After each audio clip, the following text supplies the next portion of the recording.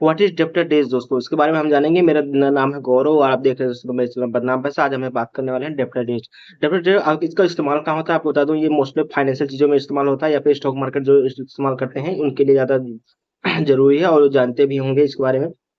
नहीं जानते तो आप बहुत सी जगह हैं तो समझा दूंगा। देखिए डेप्टर डेज का इस्तेमाल सबसे पहले मत समझिए समझिए और डेप्टर डेज होता है। डेप्टर डेज का मतलब यहाँ पे सीधा सा मतलब है कि अपने जो ग्राहक, जो आपके ग्राहक है उनको जो आपने सामान बेचा है आपने, जो बेचा है उसका वसूल जो पैसा होता है वो आपको कितने दिन में आता है, यानी अमूमन कितने दिन में लगता है आने में।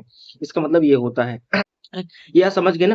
डेप्टर डेज का मतलब क्या है कि जो अपने किसी कस्टमर को, जो भी आपकी बी टू बी होगा, बी टू सी होगा, जो भी होगा होगा, अगर आपने जो सामान बेचा है उसका जो पैसा है, क्योंकि वो तो ऐसा था नहीं एक हाथ से लिया दूसरे हाथ से दे दिया, ये तो कर बी टू सी में हो सकता है, बी टू बी में तो टाइम लगता है, ठीक है।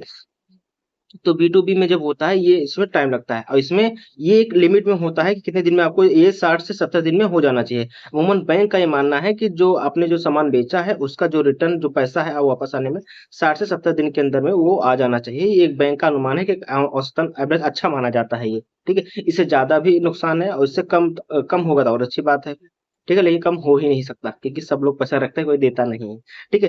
डेबिट जिसका ग्राहकों पर जल्दी से जल्दी भुगतान करने के लिए कैश फ्लो अच्छा होता है। इससे कैश फ्लो अच्छा होता है क्योंकि ज्यादा पैसा आएगा तो ज्यादा जल्दी काम कर पाएंगे और सारा काम का लिमिट में प्रोसेस के हिसाब से होगा। कैश फ्लो यहाँ पे अगर अगर वही लेट होता है, कैश फ्लो दबाव में होता है। अब मान लो आपने कोई सामान खरीदा हो, क्योंकि आपने 100% कोई चीज मैन्युफैक्चर करते नहीं है, तो 100% कोई चीज बनाएंगे नहीं, असेंबल नहीं करेंगे, तो सिंपल सी बात है, आप भी किसी से खरीद के और बना के फिर दूसरे को बेच रहे हैं।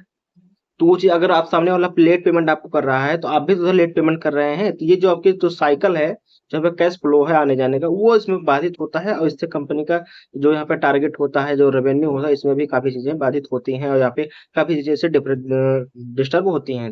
डिप्रेडेज का मतलब आप भी समझिए यहाँ पे सीधा-सीधा कि डिप्रेडेज का मतलब ये है कि आपका जो आपने सामान बेचा है, उसका 60 से 70 दिन के बीच में पेमेंट हो जाना चाहिए। इससे अच्छा माना जाता है दोस्तों। बाकी वीडियो अच्छा लगा हो तो लाइक कर दीजिएगा, चैनल सब्सक्राइब कर दीजिएगा। अभी भी कोई सवाल हो तो नीचे कमेंट कर दीजिएगा। मिलते हैं नेक्स्ट वीडियो में। जय हिंद।